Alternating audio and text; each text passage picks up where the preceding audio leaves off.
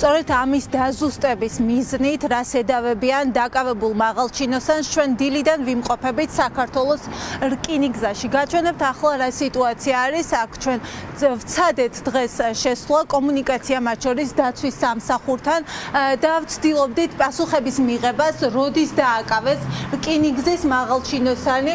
ახლაც ხედავთ, რომ მაგალითად დაკეტა დაცვის თანამშრომელმა რკინიგზის მთავარი შესასვლელი. დღეს დილიდან ასეთი სიტუაცია, როდესაც ვცდილობდით პასუხების მიღებას, დაცვის სამსახური შიდა ტერიტორიაზე არ გვიშვებს და რეალურად თანამშრომლები არ გვპასუხობენ კითხვაზე, რა მოტივაციით არის დაკავებული მათი ერთ-ერთი თანამშრომელი, რომელსაც საკმაოდ საპასუხისმგებლო საქმე ჰქონდა დავალებული.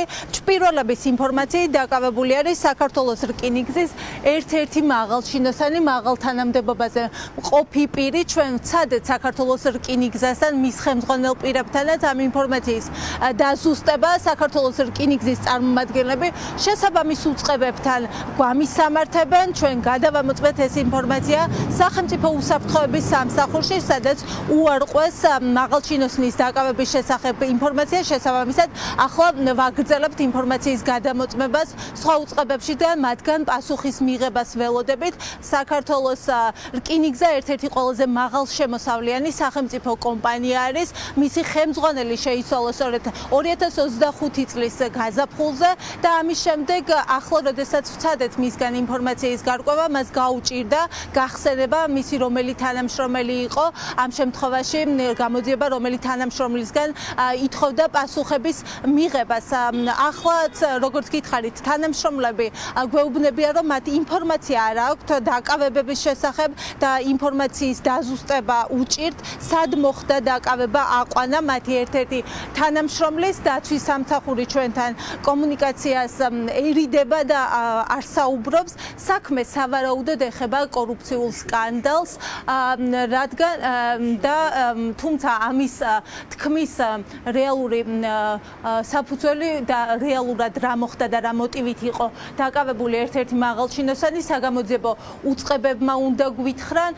თანამშრომლები ერიდებიან ამ ეტაპზე საუბარს, სპეცოპერაცია ჩატარდა თუ არა და სწორედ სპეცრაზმელებმა და შესაბამისმა სახელმწიფო უწყებების წარმომადგენლებმა აიყვანეს თუ არა საქართველოს რკინიგზის ერთ-ერთი მაღალჩინოსანი.